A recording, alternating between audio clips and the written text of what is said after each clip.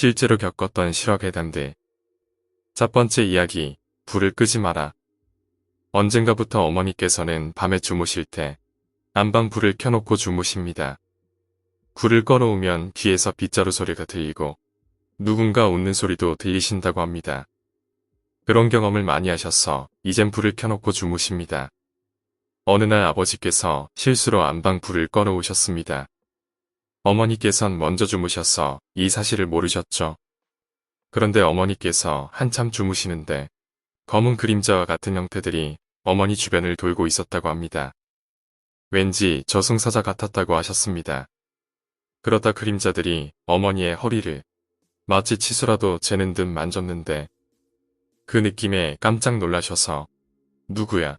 라고 외치셨지만 입 밖으로 목소리가 나가지 않으셨답니다.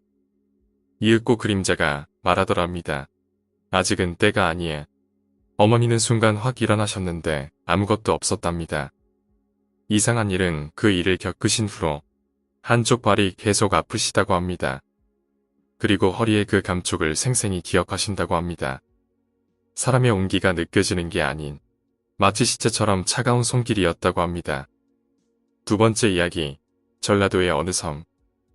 외갓집은 전라남도 끝에서 배를 타고 한참 들어가야 있는 외딴 섬입니다.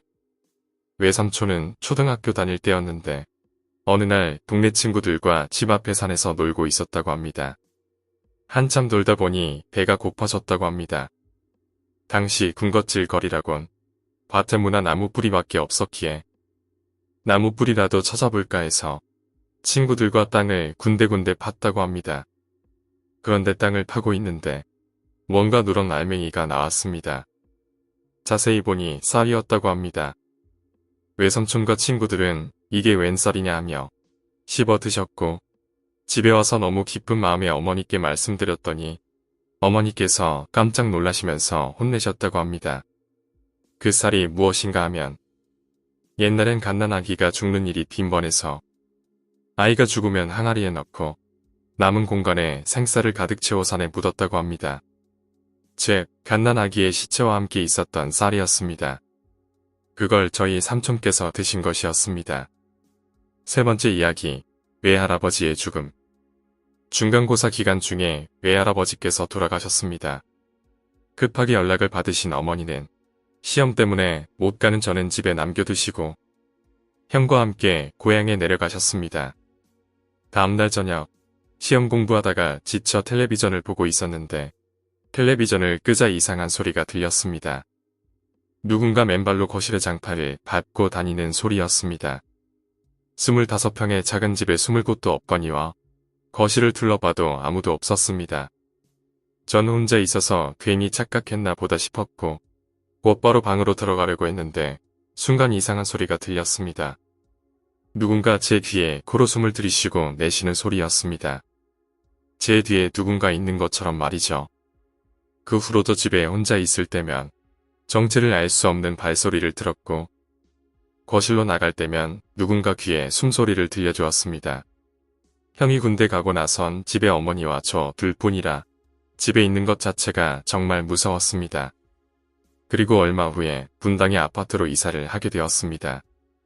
전 지금 집에서 벗어난다는 사실이 너무 기뻤고 이삿짐을 꾸리던 날 어머니께 살짝 여쭤보았습니다. 어머니 혼자 계실 때 이상한 소리 못 들으셨어요? 어머니는 코웃음 치시며 정신 차리라고 딱 잘라 말씀하셨고 저는 내심 다행이라고 생각했습니다. 이삿날 친척분들이 와주셔서 이삿짐을 나르는데 별 문제는 없었습니다. 하지만 이사를 마친 그날 어머니께서 저에게 말씀하셨습니다. 그동안 마음고생이 심했지? 엄마도 걱정 많이 했단다. 어머니께서도 저와 똑같은 경험을 하셨다고 합니다. 다만 제가 겁에 질릴까봐 이야기를 하지 않으셨던 것입니다. 나중에 제대한 형한테 이야기하니 믿지 않았지만 저와 어머니가 2년 동안 겪은 일은 정말 사실입니다. 네 번째 이야기, 이상한 할머니. 선생님께선 외국인과 결혼하셨는데 어렵사리 아이를 가지신 후 심한 출산 우울증에 걸리셨다고 합니다. 우울증이 너무 심하셔서 하루 종일 집에만 계셨다고 합니다. 어느 날이었습니다. 그날도 안방 침대에 앉아 화장대 거울을 보시며 울고 계셨답니다. 침대에 곤히 잠자고 있는 아이의 얼굴과 거울 속 자신의 얼굴을 번갈아 보시며 내가 이러고 살아야 하나? 평생 이런 몸으로 살아야 하나? 차라리 아이를 낳지 말걸. 이런 생각을 계속하셨답니다. 그런데 갑자기 뒤에서 누군가 쳐다보는 듯한 느낌을 받으셨고 뒤를 돌아보자 어떤 할머니가 여닫이 문지방에 계셨습니다. 푸석푸석한 흰머리, 구르스름한 얼굴. 할머니는 선생님을 노려보고 있었는데 자세히 보니 할머니는 자신을 쳐다보는 게 아니라 잠자고 있는 아기를 노려보고 있는 것이었습니다. 선생님은 자신의 아이를 데려갈 듯한 두려움에 무릎을 꿇고 기도하셨고 얼마 후 눈을 떠보니 할머니는 사라지고 없었습니다.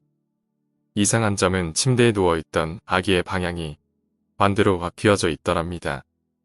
그리고 우울증도 깨끗이 사라졌다고 합니다. 몇 년 후 다시 임신이 되신 선생님은 둘째를 출산하고 우울증에 다시 걸리셨는데 어느 날 다시 나타난 할머니를 보고서 우울증이 사라지셨다고 합니다. 할머니의 정체는 과연 무엇이었을까요? 5번째 이야기, 소름 끼치는 우물. 어머니의 고향은 충청남도 금산의 산골마을입니다. 산속에 있다 보니 길도 하나밖에 없고 길가에는 무덤이 많아 낮에도 혼자 다니기엔 으스스한 곳입니다. 어느 날이었습니다. 학교에서 돌아오시던 길이었는데 시냇가를 지나던 중 뭔가 하얀 물체가 옆으로 지나갔다고 합니다. 옆으로 돌아보니 우물이 하나 있었는데 일반적으로 동그랗게 솟아있는 우물이 아니라 땅을 파놓고 계단을 서너 개 내려가면 우물이 있는 곳이었다고 합니다. 어머니께선 아까 스쳐 지나간 게 뭔가 싶어 우물 밑을 봤는데 백발의 하얀 소복을 입은 할머니께서 머리를 감고 계셨다고 합니다. 깜짝 놀라 비명을 지르자 할머니는 엄마를 노려보시더니 우물 옆의 구멍으로 스르르 사라지셨다고 합니다. 6번째 이야기, 귀신 붙은 그림. 사실 저는 기억이 나지 않는데 누나들이 들려준 이야기입니다. 당시 누나들은 중고등학생이었고 저는 3살이었다고 합니다. 누나 방에는 텔레비전이 하나 있고 침대에서 볼 수 있도록 침대와 마주하고 있었습니다. 그리고 텔레비전 위에는 그림이 하나 걸려 있었는데 귀여운 여자아이의 초상화였습니다. 당시 막내 누나는 가위에 자주 눌렸는데 누군가 벽에서 튀어나와 누나의 목을 졸랐다고 합니다. 그래서 자주 잠을 설치곤 했었죠. 어느 날 누나들이 방에서 이야기를 하고 있었는데 갑자기 제가 들어오더랍니다. 누나들은 10살이나 어린 동생인 저를 귀여워하며 같이 놀았는데 갑자기 제가 그림을 계속 보더니 이렇게 말했다고 합니다.